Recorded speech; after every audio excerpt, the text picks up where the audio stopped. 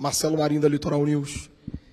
A gente viu um time no segundo tempo com 80% da posse de bola. O time teve mais grandes chances criadas do que o Atlético Mineiro. E eu queria trazer para esse início coletivo, além da análise natural do jogo, também a entrega que a gente viu dos jogadores ali no final. É um tema que recorrentemente se debate no Flamengo. Às vezes o resultado não vem, aí se critica. Mas hoje, mesmo quando estava 1-0 para o Atlético Mineiro, era impressionante como o time do Flamengo estava dedicado. O time pegou a bola ali no empate, já tentou fazer um gol, não havia tempo.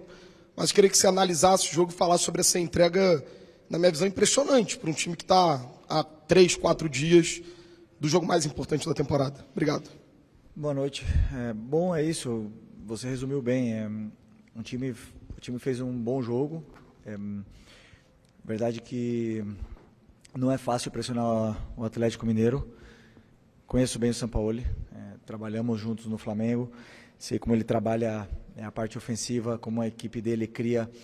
E é muito difícil tirar a bola do Atlético. É verdade que eles vêm de jogar uma prorrogação, mas meus jogadores estão com muita confiança, estão num grande momento e queríamos, de qualquer maneira, tentar vencer esse jogo que era muito importante para a gente. Com um erro nosso, eles fizeram um gol e a partir daí tudo ficou muito mais difícil, né? Fizemos chances e a bola, daqueles dias que a bola não quer entrar, então eu como treinador, eu acredito que o time encontrou os espaços, encontrou as vantagens, conseguiu gerar perigo. Os jogadores tentaram em todo momento, furar essa defesa em bloco baixo do Atlético Mineiro, que tem, na verdade, jogadores qualificados, tem grandes zagueiros e grandes jogadores. E no final a trave impediu, né? Então empatamos o jogo no final, não foi suficiente para vencer, mas bom, pelo menos vi essa entrega, esse esforço dos meus jogadores e uma boa atuação. Felipe, aqui, boa noite. Queria saber se vocês estavam acompanhando o jogo lá no Sul, o placar, se isso chegava para vocês ali no banco, se era passado para os jogadores e também o momento da noite que o Palmeiras saiu atrás, depois teve a virada do Grêmio, como estava o emocional do time nessa noite? Não sabia, como eu falei antes do jogo, não nos importamos com o que acontece do outro lado. Nós só dependemos da gente. Os torcedores gritaram em algum momento, todo mundo imagina que pode ter sido o gol do Grêmio, mas nós só dependemos de nós mesmos e não dependemos dos outros. Então, esse era o foco e o que eu tentei passar para os jogadores, que eles estivessem em todo momento com a cabeça dentro do campo. Felipe, aqui Luiz Assado GE. Você sempre falou muito de um dia após o outro, né? E agora finalmente vai poder pensar na final da Libertadores, projetar essa partida. Queria saber o que você tirou de lição, principalmente de hoje, mas também nos últimos jogos, né? Porque foi uma derrota para o Fluminense, depois uma partida boa contra o Bragantino, agora você elogiou o time também. E uma segunda pergunta, qual é o peso de recuperar um jogador como o Bruno Henrique nessa reta final de temporada, né? Ele vem sendo muito decisivo e hoje foi de novo. Obrigada. O time vem fazendo um campeonato de uma forma impecável, na minha opinião. Claro que existem jogos ruins dentro de uma maratona de jogos, onde não temos descanso, mas aí eu tenho um elenco muito qualificado, um elenco muito forte, onde me permite fazer trocas e lutar por essas competições, né? Brigar por essas competições. O Bruno, eu sempre acreditei nele, ele sempre acreditou nele. Muitas vezes as fases do jogador, elas geram dúvidas ao torcedor, à imprensa, mas eu nunca deixei de acreditar. É um jogador determinante, é um histórico desse clube, está num grande momento físico e mental e chega talvez no seu melhor momento para a grande final. Felipe, Carlos Alberto Vieira, do Jogada 10. Eu queria que você fizesse a análise da atuação do Emerson Royal, que, para a opinião da torcida, estava destoando do restante do time. Bom, na fase ofensiva, não tinha muita facilidade, porque o Atlético defende com linha de 5, o Arana encurtava bem a posição dele, eu tentei ajustar em algum momento para tentar dar um pouco mais de tempo para ele jogar, e na fase defensiva, algumas vezes ele sofreu. Isso nós temos que melhorar, ele tem que evoluir.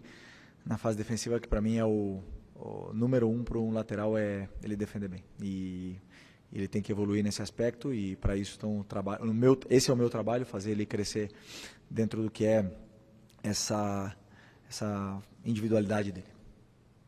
Felipe aqui, boa noite. Havia muita especulação sobre qual time e quais jogadores você colocaria em campo hoje.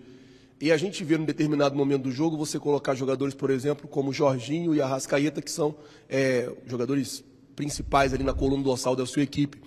Você conversou com esses jogadores e eles meio que pediram para entrar nesse jogo, falaram, pode contar comigo, mesmo no risco de um gramado sintético, mesmo no risco de uma partida que é muito pegada sempre contra o Atlético Mineiro, eles se anteciparam a você e se colocaram à disposição para essa partida, ou foi você mesmo que decidiu e eles foram entrar? Obrigado. Todos os jogadores, durante a semana eu converso com eles pessoalmente, depois temos toda a equipe que analisa como eles estão no nível de recuperação.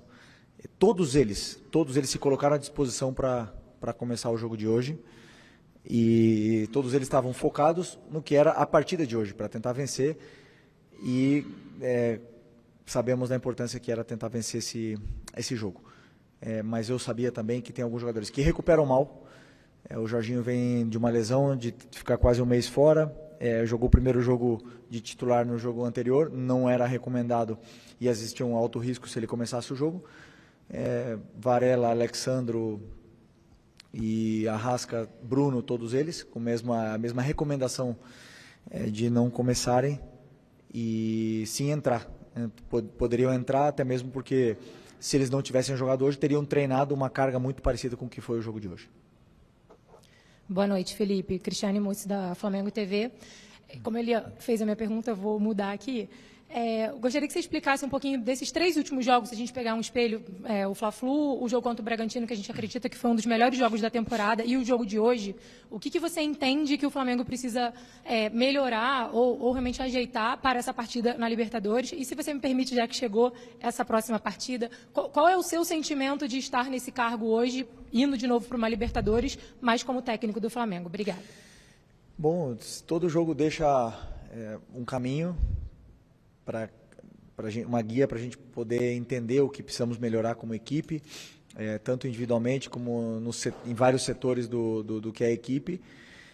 E todas elas deixaram alguns detalhes, né? E é verdade que jogamos com uma equipe contra o Fluminense hoje, contra o Sport também bem mexida, bem alternativa. E isso, claro, não é simples. Os jogadores que não jogam juntos, por mais que sejam muito bons, fazerem o mesmo nível, corresponderem ao mesmo nível dos que vêm jogando com mais sequência. Então, entendemos o que aconteceu dentro do Fla-Flu, entendemos isso e recuperamos o nível já contra o Bragantino, e hoje, mesmo com uma equipe alternativa, a equipe conseguiu entender bem a forma de atacar e esperar os momentos certos, e em nenhum momento eu vi a equipe ansiosa do mesmo jeito que eu vi contra o Fluminense. Felipe, boa noite. Davi Azevedo do canal Paparazzo Rubro.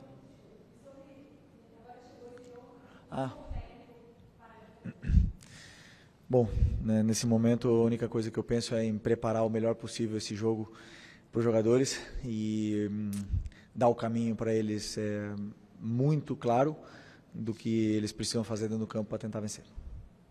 Felipe, boa noite, canal Paparazzo Rubro-Negro, coluna do Fla. Felipe, eu queria saber de você como está o seu mental e seu emocional nessa reta final de temporada. E se você já parou para refletir, né, como a amiga perguntou, que você pode repetir o mesmo feito que você fez como jogador 6 anos atrás, como Libertadores e Campeonato Brasileiro, só que agora como treinador, nesse momento de ápice, assim, né, como treinador, né, em um ano, algo que é histórico. E boa sorte em Lima. O pode não é o fez, né? Então ainda falta muito. E a única coisa que eu penso, você perguntou como é que eu estou mentalmente, estou mais feliz que nunca fazendo o que eu amo. Quanto mais pressão, quanto mais as coisas são difíceis, mais eu desfruto desse trabalho. E o difícil vai ser um dia não estar vivendo esse momento que nós estamos vendo agora, que é um privilégio poder viver 2 finais, entre aspas, agora, que vem pela frente. Felipe, aqui, boa noite. Bianca Molina, TNT Esportes.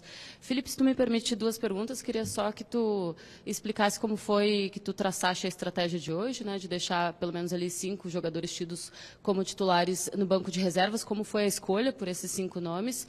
E o Flamengo, ao contrário do Palmeiras, outro finalista na Libertadores, optou por sair desse jogo de terça-feira e voltar para a cidade, né, de onde é o clube, no caso para o Rio de Janeiro. O Palmeiras sai de Porto Alegre direto para Lima. Queria ouvir como foi essa decisão e o quanto é importante para vocês ter esse último contato, já é tradicional e tu viveste muito isso como jogador, com a torcida no Aerofly, se isso impactou de alguma forma. Obrigada. Sobre a decisão, eu respondi numa pergunta anterior. Se quiser que eu responda. Ah, não, estava aí. Tem que responder de novo? Não consegue pegar do... Consegue, beleza, então. Sobre a logística, tivemos várias reuniões em montar a melhor estratégia para viajar para Lima e pensamos que depois do jogo de hoje era importante todos os jogadores voltarem para casa, dormirem com as suas famílias, se despedirem das suas crianças e renovar as energias e também na frente da torcida. Achamos que era muito importante viver esse momento e agora começamos a desfrutar desse grande momento que é a final da Libertadores. Obrigado, pessoal. Boa noite.